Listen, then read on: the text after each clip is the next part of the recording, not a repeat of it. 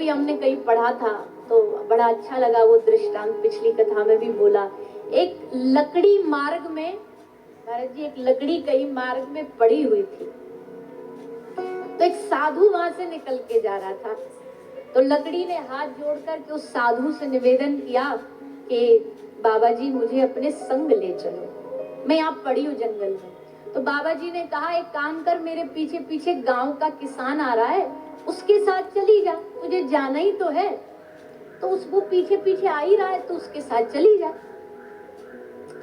लकड़ी ने जो उत्तर दिया वो सुनो। लकड़ी कहती है मैं उस किसान के साथ घर चली गई तो क्या होगा?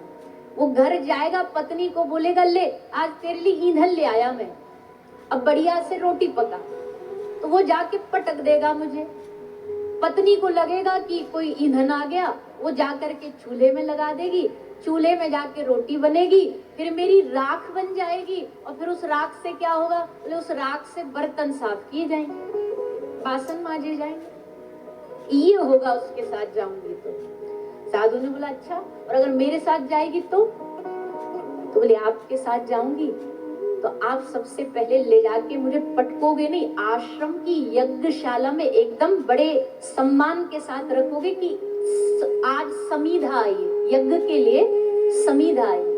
फिर मुझे यज्ञ में आप आहुत करोगे, स्वाहा, मुझे उसमें समर्पित करोगे, फिर उस यज्ञ की मेरी यानी लकड़ी की राख बनेगी, और फिर उस राख की आहुति को लेकर के आप अपने माथे पर लगाओगे, और फिर उस माथे पर लगी राख को ले जाके आप ठाकुर जी के चरणों में नतमस्तक होगे, तो मैं भी स्वतः ही ठाकुर जी के चरणों तक पहुंच जाऊंगी। एक साधु के संग में रहने से एक लकड़ी भी ठाकुर जी के चरणों तक पहुंच सकती है, तो आप और हम सब तो मानव हैं। तो आज इस उल्लासनगर के इस सुंदर आश्रम में हमको अवसर मिला, वैसे तो पहले भी मिला है, पर अब की बार कुछ सेवा देने का अवसर मिला, ये परम सौभाग्य है। तो बड़े आनंद के साथ आइए इस वर्ष को विराम करेंगे ठाकुर जी के किससे?